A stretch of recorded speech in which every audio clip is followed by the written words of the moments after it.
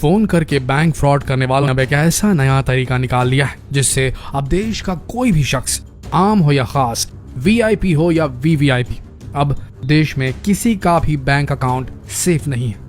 Phone करके fraud करने वालों का गढ़ माना जाने वाला जामताड़ा अब पूरे देश को अपने डिजिटल फ्रॉड की आंधी में उड़ा देने को तैयार है। तो तैयार हो जाइए जानने के लिए कि आखिर जामताड़ा में इन्होंने कौन सा ऐसा नया तरीका निकाल दिया है जिससे अब देश का कोई भी बैंक अकाउंट सुरक्षित नहीं है, ताकि आप अपने और अपने परिवार की मेहनत से कमाई हुई कमाई को सुरक्षित रख सके, क्योंकि क्या पता जामताड़ा गैंग का अगला टारगेट आप हो। ऑनलाइन बैंक फ्रॉड या फिशिंग अटैक की जब भी कोई घटना होती है तो उसका सबसे पहला तार जामताड़ा से जुड़ा होता है। रांची झारखंड से 250 किलोमीटर दूर एक जिला है जिसका नाम है जामताड़ा, और इस जिले में लंबे समय से ऑनलाइन फ्रॉडियों का एक गैंग चल रहा है जिसे कहा जाता है जामताड़ा गैंग।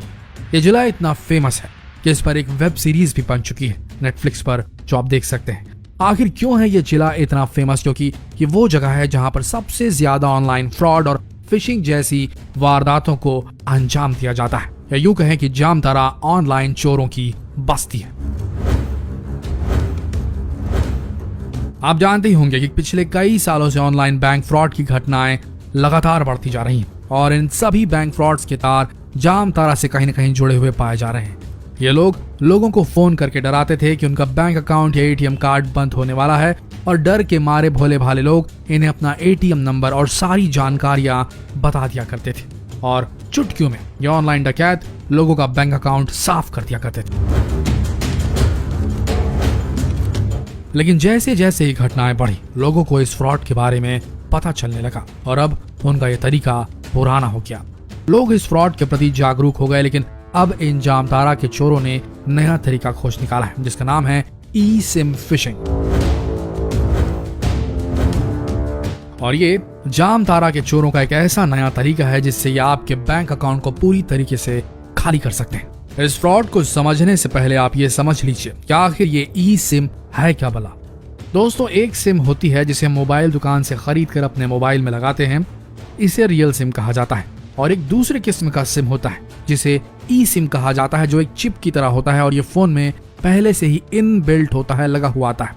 ये सिम पूरी तरीके से रीराइटेबल होता है, जिसका सीधा मतलब यह है कि आप एक फोन कॉल करके ही अपने ऑपरेटर को बदल सकते हैं। जैसे कि अगर आप जियो इस्तेमाल कर रहे हैं और अगर आपको एयरटेल की सर्विसेज चाहिए तो आप फोन कॉल के जरिए या एक ईमेल भेजकर अपने ऑपरेटर को तत्काल बदल सकते हैं।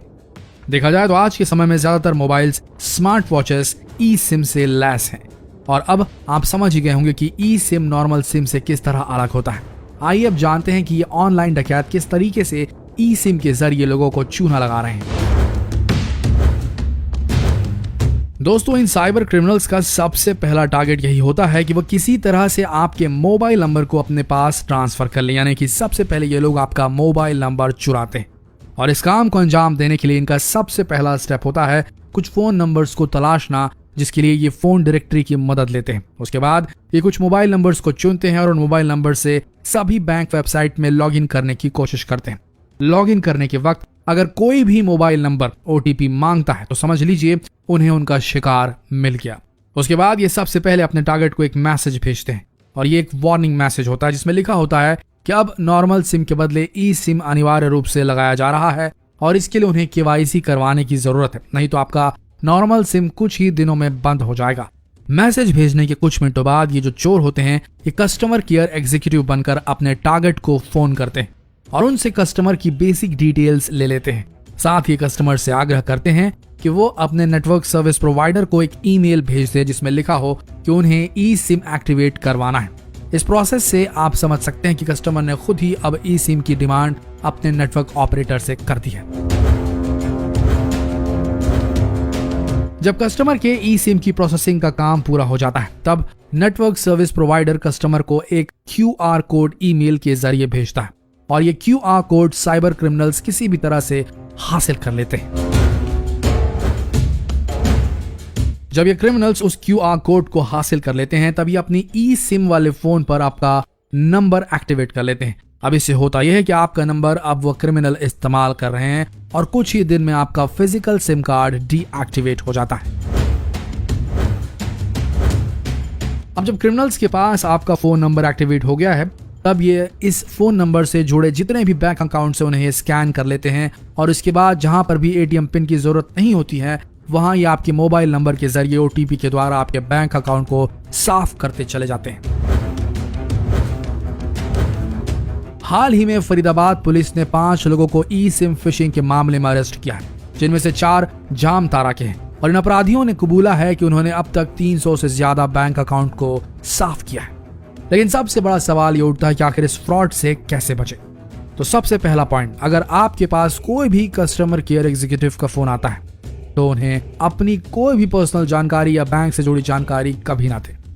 दूसरी सबसे अहम बात, अगर आपको मोबाइल नंबर या ईमेल चेंज करवाना हो तो आप स्वयं बैंक या मोबाइल स्टोर में जाकर इस काम को करवाएं और इस काम में किसी पर भी भरोसा ना करें।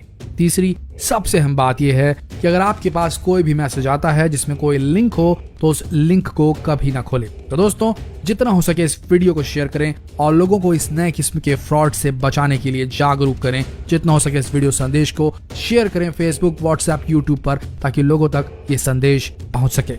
बने रहिए हमारे चैनल के साथ, मिलते हैं अगले वीडियो में। तब तक के लिए आप सबका इस वीडियो के अंत तक बने रहने के लिए दिल से धन्यवाद।